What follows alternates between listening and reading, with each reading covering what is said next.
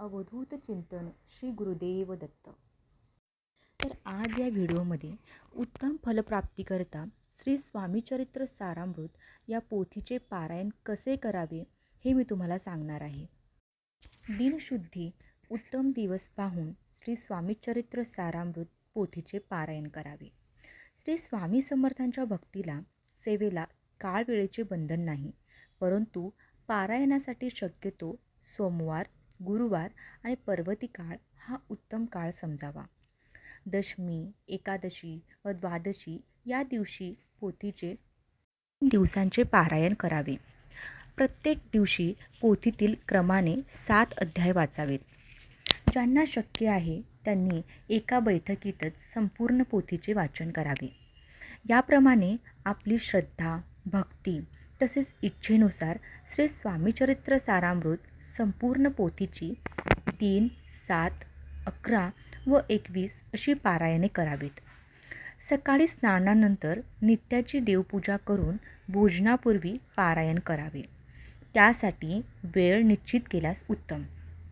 स्नानानंतर शुद्ध वस्त्रे नेसून मस्तकी गंध लावावे.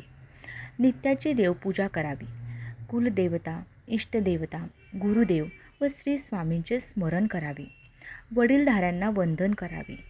पारायणास प्रारंभ करताना पहिल्या दिवशी उजव्या तळहातावर पळीभर पाणी घेऊन आपले नाव, तिथी व दिनांक व वार यांचा उल्लेख करून आपण कोणत्या हेतूने, उद्देशाने वा प्राप्तीसाठी हे पारायण करीत आहोत ते सांगावे. अर्थात पारायणाचा संकल्प करावा आणि आपला उद्देश सफल व्हावा म्हणून श्री स्वामी समर्थांची प्रार्थना करून ते पाणी ताम्हणात सोडावे. पुढे हे पाणी घरातील तुळशीत ओतावे.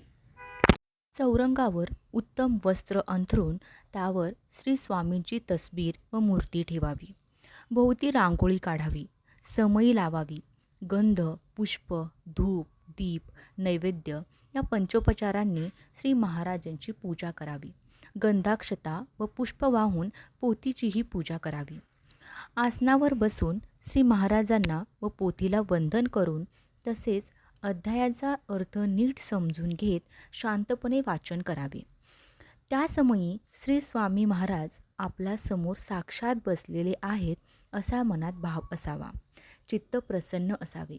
वाचन चालले असताना साजूक तुपाचा अखंड दीप लावावा. वाचन झाल्यावर श्री स्वामींच्या तसबिरीला गंध, हळद कुंकू व फूल वाहावे. उदबत्ती व धूपदीप ओवाळून वंदन करावे. त्यानंतर नैवेद्य दाखवावा आणि सर्वांनी प्रसाद घ्यावा.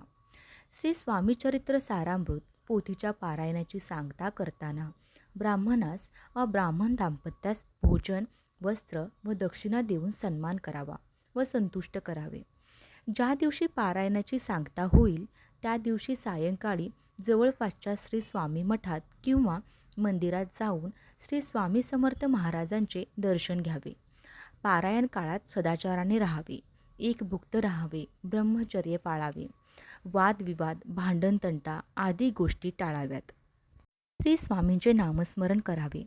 तसेच त्यांच्या चरित्रकथांचा आशय लक्षात घेऊन त्यावर चिंतन, मनन व आत्मपरीक्षण करावे. श्री स्वामींचा नामजप पुढीलप्रमाणे: श्री स्वामी समर्थ, जय जय स्वामी समर्थ. श्री स्वामी समर्थ, जय जय स्वामी समर्थ. धन्यवाद.